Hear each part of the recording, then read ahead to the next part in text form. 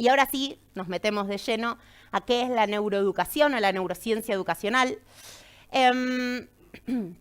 Las neurociencias en general son las ciencias que estudian el funcionamiento de la mente y del cerebro. La mente el cerebro, más fácil, el cerebro es la cosa tangible que uno puede agarrar, ¿no? Que si uno abre una cabeza, está dentro de la cabeza. Esto, de hecho, es un cerebro. Acá hay un ojito, esta es una cabeza que está mirando para allá.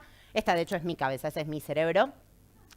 Esto es lo que si uno pudiera agarrar eso es el cerebro, el cacho de carne. La mente son los procesos, las cosas que suceden en ese cerebro. Y yo lo digo y todos lo decimos, tiene dos palabras diferentes para nombrarlo, pero la realidad es que son dos caras de la misma moneda. Que hoy es completamente ciencia ficción pensar en una mente sin cerebro o en un cerebro sin mente, porque básicamente funciona así. Esto es un cerebro, es un dibujito de un cerebro que está mirando para allá, el de acá, y los de los costados están mirando para atrás. Nosotros interactuamos con el mundo a través de nuestro cerebro, a través de nuestros sentidos. Por ejemplo, ustedes ahora me están viendo a mí, los cerebros de cada uno de ustedes, todos nuestros cerebros, vinieron de fábrica bastante preparados para entender eso y además han ido aprendiendo a entenderlo a lo largo de la vida, a lo largo del desarrollo, desde que somos bebés hasta hoy, digamos. Entonces ustedes entienden que cuando ese tipo de rayitos les llega a los ojos y de los ojos al cerebro, entonces eso que están viendo es una mujer más o menos así, que acá tiene algo negro, algo azul, qué sé yo. Entonces nuestro cerebro, finalmente ustedes terminan viéndome, digamos, no solo con los ojos, a mí acá con sus cerebros. Terminan viéndome entonces porque hay fuentes de información externas que les llegan al cerebro a través de los oídos, a través de los ojos, etcétera, que les llegan al cerebro. Y entonces eso les da la pauta, digamos, de que yo estoy acá. Pero lo que quiero que quede claro es que hay una fuente de información, esa información termina llegando al cerebro, el cerebro puede reaccionar, si reacciona va a generar algo, llamémoslo comportamiento.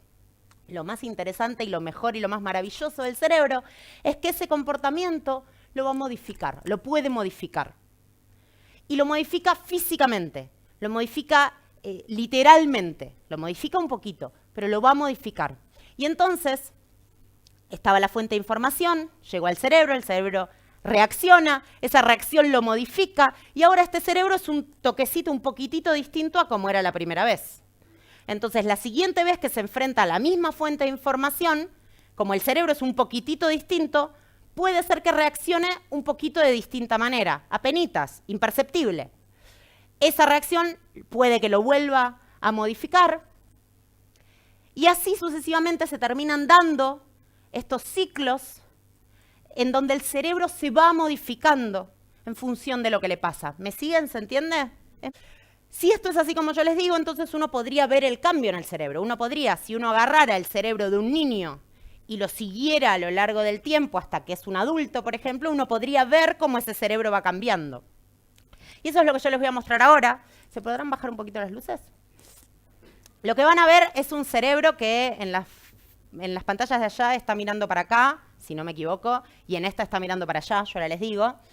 Y lo que van a ver simplemente son, para hacer esta investigación, lo que los científicos hicieron fue llamar al laboratorio a un montón de personas, niños desde 4 años hasta adultos de 21 años, y los hicieron ir al laboratorio varias veces durante varios años. Y les sacaron fotos a sus cerebros, Les sacaron fotos a sus cerebros sin hacer nada. O sea, simplemente la tarea era, bueno, andá, quédate ahí quietito, yo le voy a sacar una foto a tu cerebro.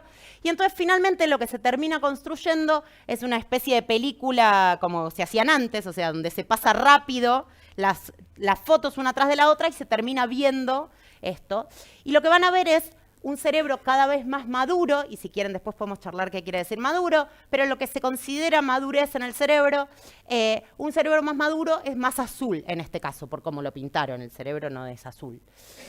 Entonces lo que me interesa que vean, como les decía, esos dos son cerebros que están mirando para adelante y este es un cerebro que está mirando para allá. Vamos a pasarlo de vuelta. Empieza a distintos colores, empieza a los 4 años, 5, 6, 7, 8, hasta los 21. lo que me interesa que vean es cómo va cambiando. ¿Se ve? Cómo va cambiando. Fíjense que además hay lugares que empiezan más azules y hay otros lugares que van a terminar, que se van a hacer azules, que van a terminar de madurar mucho después. E incluso hay lugares que todavía a los 21 años no son azules. Y de vuelta, gracias por la luz. Simplemente lo que hemos visto es esto en la vida real, digamos. El cerebro viene programado genéticamente para tener más o menos una forma, más o menos un tamaño, para hacer más o menos ciertas cosas, para conectarse más o menos de ciertas maneras. Si quieren después podemos charlar. Y va a estar recibiendo del ambiente, de todo lo que le pasa alrededor, va a estar recibiendo información que va a estar haciendo que ese cerebro cambie. Ese cerebro va a ir cambiando en función de la experiencia. Eso es lo que se llama plasticidad, si alguno lo escuchó nombrar por ahí. A mí no me gustan mucho los nombres, pero simplemente lo tiro porque es simplemente esto. Sí, de vuelta, hay programas que venden esto, es para aumentar la neuroplasticidad. Chamullo. Plasticidad, el cerebro es plástico, el cerebro hace esto todo el tiempo. Y si esto es así, entonces significa que aprender modifica el cerebro. El cerebro se está modificando constantemente por las fuentes de información que está teniendo. Y esto es así. Aprender modifica el cerebro. De hecho, son sinónimos. Aprender es modificar el cerebro.